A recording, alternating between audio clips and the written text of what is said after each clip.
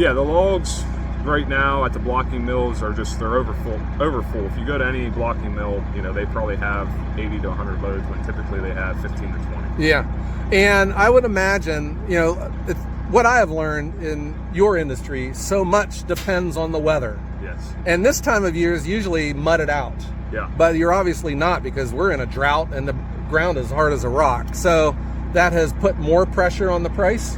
Yeah, I mean, you know, we do a little bit of extra log hauling on the side if our crew's slow, and right now there's just an abundance of logs to haul. You know, there's crews that have 20, 30 loads sitting in a field right now. They're trying to get out before the rain. Yeah.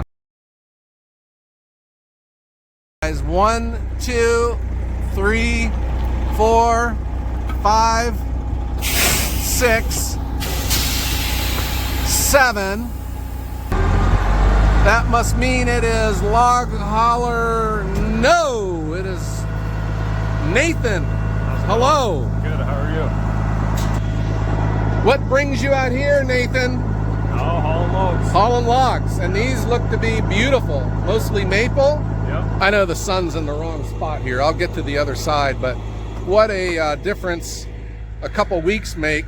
My yard is just running over with logs.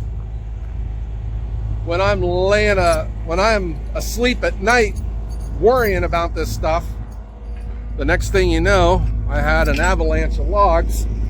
But Nathan is not just the driver, he is the logger, he is the owner, and he is able to talk about what the heck is going on in the industry right now, that all of these logs are coming into the firewood market. Because, you know, if you remember, my logs are usually tree length. These have been cut. Someone took the time to cut these to go to the mills up in Middlefield, but they are here instead.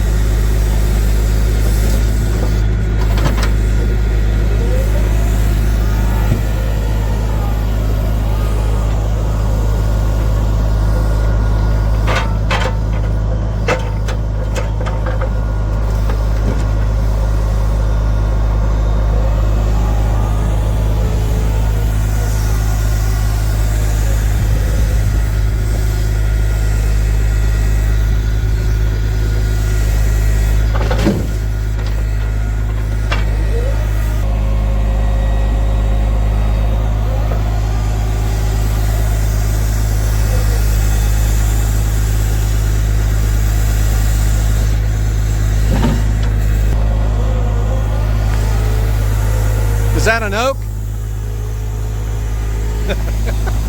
Here comes an oak. So I moved out of the way. They're log toss. All right, man.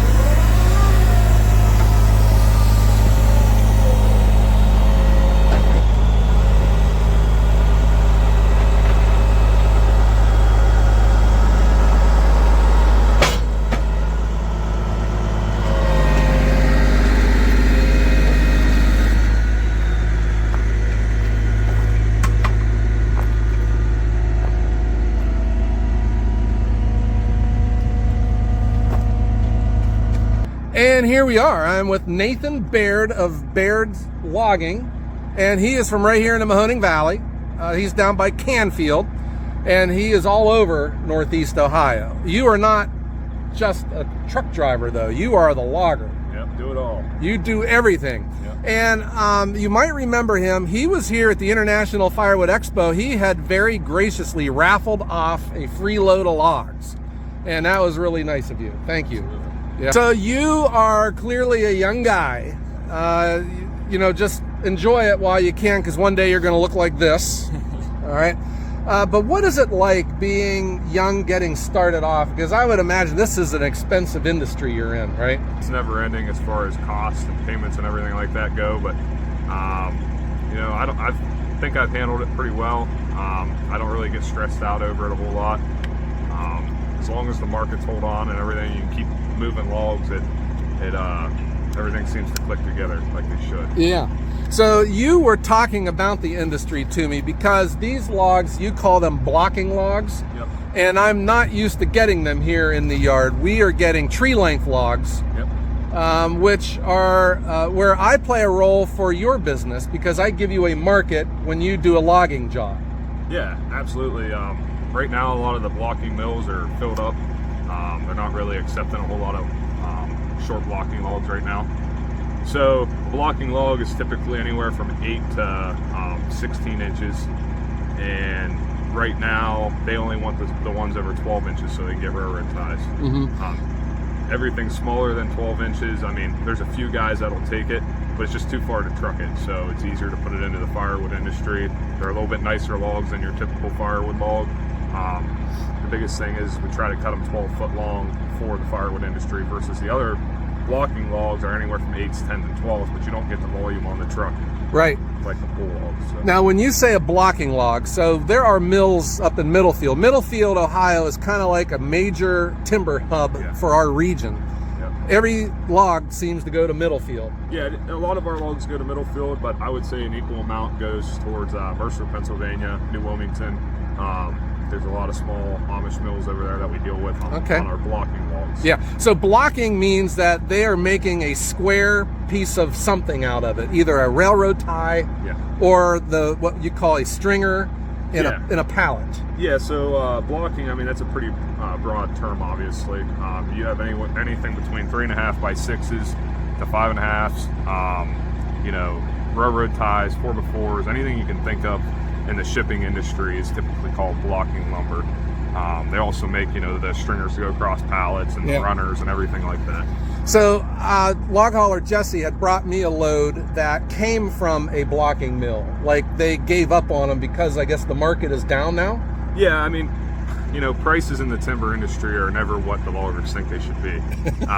You know, it's the reality of it. You know, you go out, I couldn't afford to buy a new truck right now. You know, I don't really care how you put it or how you look at the numbers. You cannot put that on paper and make it make sense. That truck right there, if you build it right now, is probably pushing 400,000. Oh my gosh. And there's no way I could do that personally. But the logs right now at the blocking mills are they're overfull. If you go to any blocking mill, you know, they probably have 80 to 100 loads when typically they have 15 to 20. Yeah. And I would imagine, you know, what I have learned in your industry, so much depends on the weather. Yes. And this time of year is usually mudded out. Yeah. But you're obviously not, because we're in a drought and the ground is hard as a rock. So that has put more pressure on the price?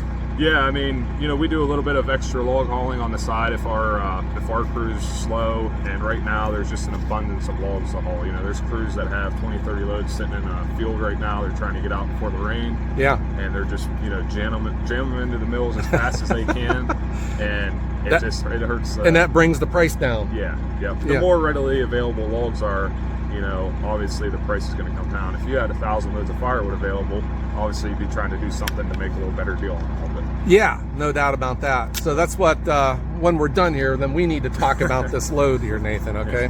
Nathan, it seems to me, if you're trying to make ends meet, you have to chase the numbers, right?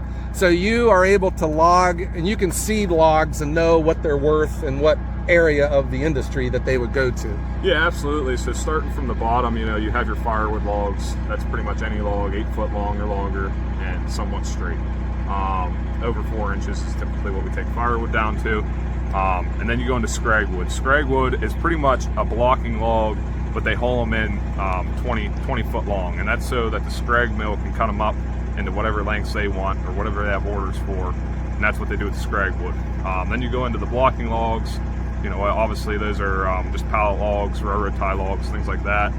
Then you go into just your common saw log. A lot of flooring, furniture and stuff are made out of that.